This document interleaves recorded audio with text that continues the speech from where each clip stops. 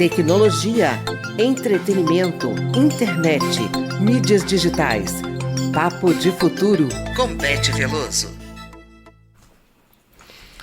A recente transição da Oi de um regime de concessão para um regime de autorização traz uma série de questões para o futuro das telecomunicações no Brasil. A empresa, que foi um dia a maior operadora do país, hoje enfrenta um cenário de recuperação judicial e redefinição de suas responsabilidades e de seus compromissos. Esse episódio do Papo de Futuro discute o impacto desse processo, especialmente para os consumidores, o que podemos aprender com a experiência da Oi. Beth Veloso, muito obrigado, seja bem-vinda mais uma vez aqui.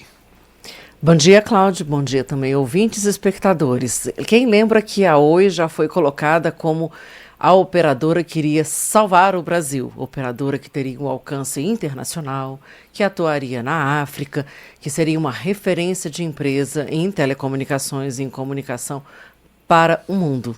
Essa não é mais a realidade. Já tem bastante tempo que governo, Justiça, Tribunal de Contas da União estão tentando salvar uma empresa que está agonizando há muito tempo. 2 recuperações judiciais fracassadas já e uma expectativa muito grande para uma solução que está se demorando, mas que deve acontecer. Então hoje, Cláudio, Papo de Futuro muda um pouquinho o assunto para a gente falar de telecomunicações raiz e discutir realmente qual é o papel da Oi, como é que deve ficar a sociedade, como vão ficar os seus consumidores, os seus usuários e que lições a gente pode aprender desse processo de uma maneira bem simples, bem didática. A Oi tinha o dever de universalizar o serviço de telefonia fixa desde 97, quando ocorreram as privatizações das telecomunicações. A telefonia fixa era referência para o Brasil. A gente mal tinha telefone dentro de casa, havia uma fila e aí houve então esse investimento maciço para a gente aumentar aí a conectividade e as pessoas poderem se comunicar. Não havia a realidade da internet ainda no Brasil. E essa comunicação ela deveria chegar pelas mãos da Oi a todas as comunidades, a toda a população brasileira, áreas remotas, áreas vulneráveis. E esse serviço realmente foi essencial, todo o investimento que foi feito para conectar regiões muito distantes, lugares como a Amazônia, regiões fronteiriças, ribeirinhas, bem longe do eixo Rio-São Paulo, que a gente conhece, e das capitais. No entanto, agora o que se discute é um regime de mudança dessa concessão, que traz uma série de obrigações para a empresa, um custo bastante alto operacional, para o regime de autorização, em que a Oi passa a ser obrigada apenas a atuar onde ela tem interesse como empresa. Isso muda completamente as regras do jogo e pode abrir precedente também para as outras operadoras que ainda atuam como concessionárias, além de serem autorizadas, prestarem serviços de banda larga. Então, a telefonia fixa está em declínio, mas ela ainda ocupa um papel importante, Cláudio. Imagina você lá numa aldeia indígena e não tem um telefone para você chamar um socorro, tem uma urgência médica e não tem como chamar um SAMU ou os bombeiros ou o que seja. Então, isso não é possível. O conceito de universalização nas telecomunicações, ele é pleno, ele tem que atender todos os brasileiros. E aí, além disso, hoje a Oi tem uma outra função muito importante. Ela promove a interconexão entre operadoras na sua rede de telefonia fixa de cabos. Portanto, ela ainda tem um papel central e é esse papel que está sendo discutido nesse momento, apesar de ter uma importância cada vez menor no cenário das telecomunicações. Eu, Cláudio, para discutir esse assunto, conversei com o Samuel Posenbon. Ele é uma referência no assunto de telecomunicações, na cobertura de telecomunicações, promoção de eventos. Ele é jornalista e editor do portal de notícias específico Teletime. E ele conta como está esse trâmite para a gente agora, para você fazer essa reversão, né, de concessionária para autorizada, envolvendo o Anatel, Tribunal de Contas da União e a própria Oi. Isso tudo está sendo feito depois que foi aprovada em 2019 a Lei 13.879. Segundo Samuel, o impacto para o consumidor ele vai ser bastante significativo. Vamos ouvi-lo. O impacto para os consumidores vai ser grande, porque basicamente eles vão receber um comunicado da Oi dizendo que ela não vai mais prestar o serviço. Então, se você tem um telefone fixo da Oi, se você é cliente da Oi num serviço empresarial, ou se você é prestador de algum desses serviços públicos, governos municipais, governos estaduais, órgãos públicos ou entidades que utilizam os telefones de tridígito, que a gente chama, né, que são aqueles telefones de uso essencial, e houver outra alternativa, a Oi vai desligar os serviços. Então essa consequência vai ser grande, vai ser bastante significativa e vai ser sentida pela sociedade. Beth, a Oi, então, atualmente ela está em processo de recuperação judicial e enfrenta um encolhimento significativo. Mas a grande polêmica parece ser o destino dos chamados bens reversíveis. Que polêmica é essa? O que são os bens reversíveis, Cláudio, para começar? Então, você tem o processo de privatização, essa empresa recebe um legado da estatal, que no caso foi a Telebrás, e esse legado era monstruoso, parece que havia mais de 8 milhões de bens reversíveis que foram transferidos aí na época da privatização das teles, de todas as empresas, não apenas para a Oi, e agora isso tem que ser mensurado, monetizado, calculado essa precificação. Isso envolve os cabos, isso envolve máquinas, isso envolve edifícios, tudo que era do aporte estatal do governo foi passado para a empresa privada e, pelo conceito das concessões, deveria agora ser retornado para o governo, ou pelo menos ser calculado.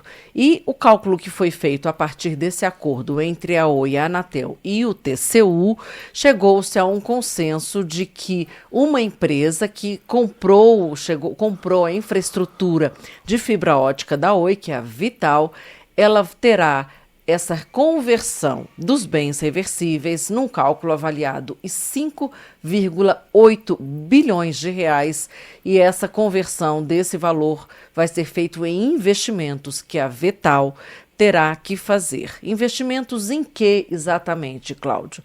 Eles incluem melhoria de infraestrutura nas escolas públicas de conectividade, agora a gente não fala mais em telefonia fixa, e também construção de redes submarinas e de data centers. E ainda de acordo com esse acordo, né, os investimentos eles têm que atingir o interesse público, né? Mas há muitas críticas se realmente esse interesse público está atendendo realmente, né, a necessidade de conectividade e conectividade significativa no Brasil, ou seja, as pessoas realmente poderem usar a internet para educação, para serviços e não apenas para entretenimento. Resumindo, seria essa a discussão da conectividade significativa.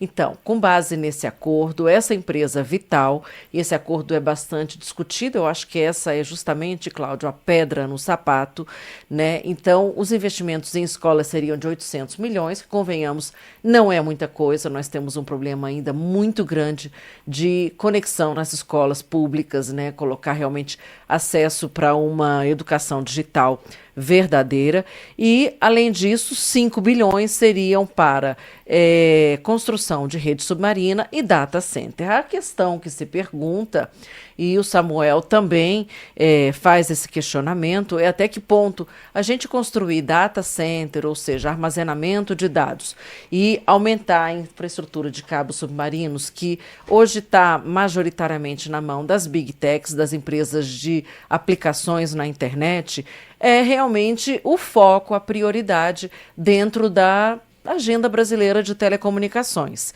Vamos ouvir o Samuel. Tem que se questionar se a construção de redes submarinas e data center é do interesse público, ou se o interesse público é garantir que haja uma garantia financeira para o investimento que vai ser feito nas escolas.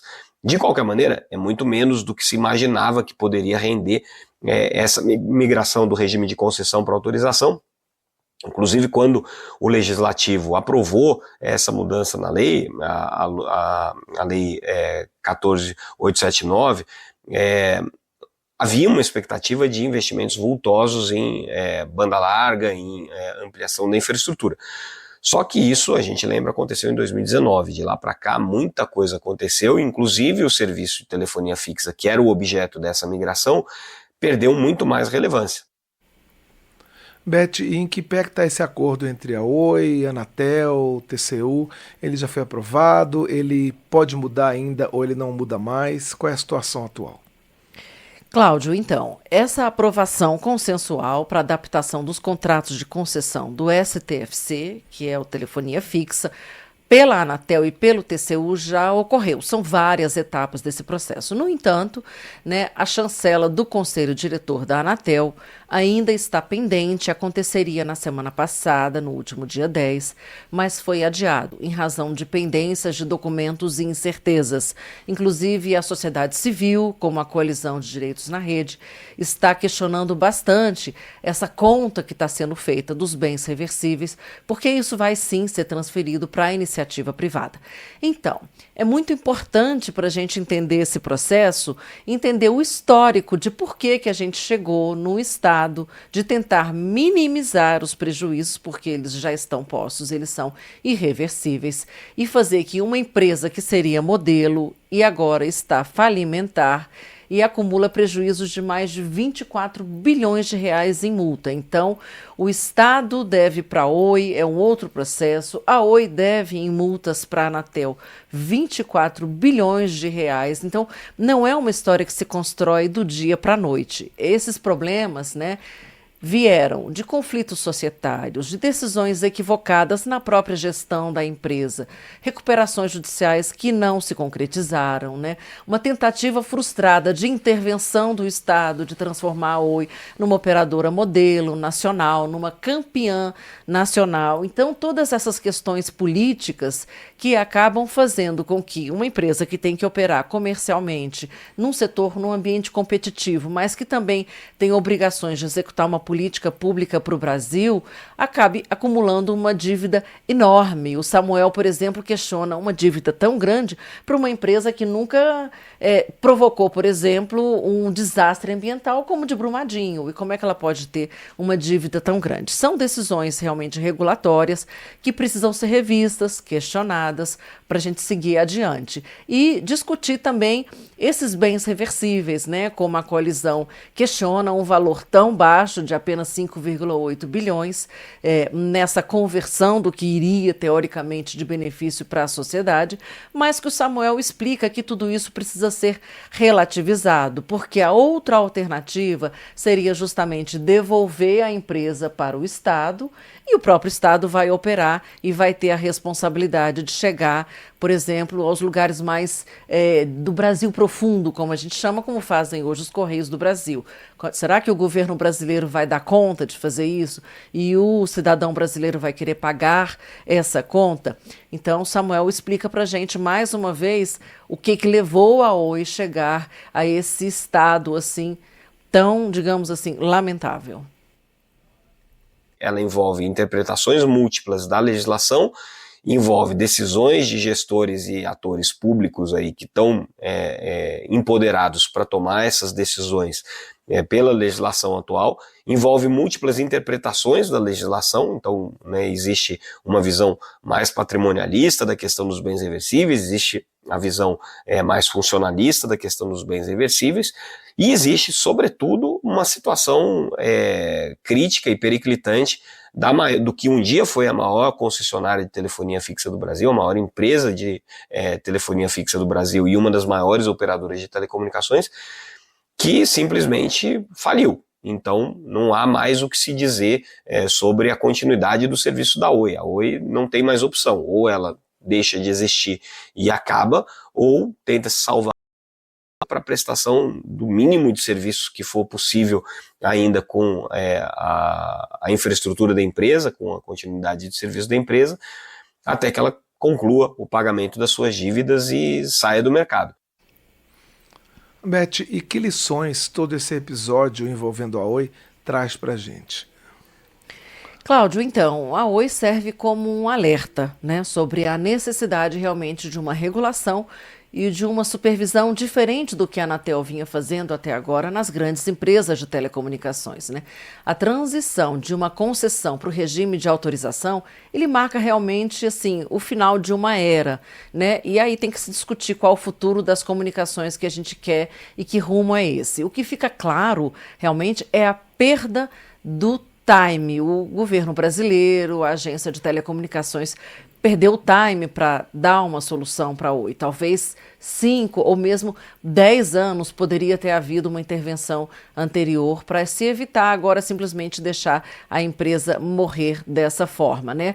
A gente olha, Cláudio, que apesar de todo esse avanço tecnológico que a gente tem no setor de telecomunicações, tantas tecnologias, tantas ferramentas, assim, a gente está vendo aí o Elon Musk, o polêmico Elon Musk, lançando agora robôs, né, em caráter comercial, que vão ser domésticos. Você vai ter o seu assistente, que é um robô na forma humana, doméstico. Impressionante o que está acontecendo. E, por outro lado, você vê empresas falindo quando as telecomunicações hoje são central, absolutamente central, para negócios, para a sociedade, para o mundo, né?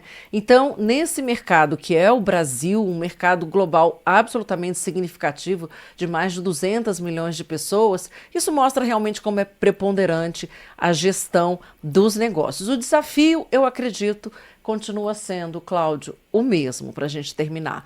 Realmente você conseguir chegar para as populações vulneráveis, promover essa conectividade, né, que hoje está muito limitada ao uso de franquias, então as pessoas elas têm a perda da franquia rapidinho e acabam não conseguindo acessar a internet de uma maneira como elas precisam. A gente também precisa de uma regulação ajustada, flexível, que a gente chama de uma regulação responsiva, realmente converter essas penalidades em investimentos, que é o que realmente o Brasil precisa e o governo não pode fazer, mas de uma maneira que o órgão regulador possa controlar, possa monitorar e permitir realmente intervenções que sejam eficazes, né? Eu acho que outra questão super importante para a área de telecomunicações, que parece um pouco esquecida, digamos assim, é essa assimetria regulatória, Cláudio, muito significativa, entre as big techs que estão nesse mercado de cabos submarinos, de conectividade, de data center, e não tem nenhum tipo de regulação, pagam pouquíssimos impostos e não tem penalidades, nem tem que cumprir leis, regras e normas, e o setor de telecomunicações que tem um custo altíssimo em impostos, em todos os sentidos. Então, essa injustiça, ela precisa ser corrigida, precisa verificar, porque o lucro das big techs é muito maior do que as teles, mas as teles acabam tendo um papel muito mais importante hoje, na prática, na economia brasileira. O Brasil precisa da correção desse equilíbrio e a grande lição que a empresa Oi dá, né, é justamente essa, é a gente olhar para o que é importante para todos os setores e ter umas telecomunicações mais justas e mais sustentáveis para todos os operadores. Você pode mandar a sua sugestão ou sua crítica para o Papo de Futuro. Use o WhatsApp da Rádio Câmara, o número 61 99978 9080. Use também o e-mail papodefuturo@câmara.leg.br. Beth Veloso, muito obrigado por estar conosco mais uma vez e por esses esclarecimentos sobre essa novela da Oi. E torcendo aí para que a Anatel tome a melhor decisão no período que tem que ser, prestando contas para a sociedade.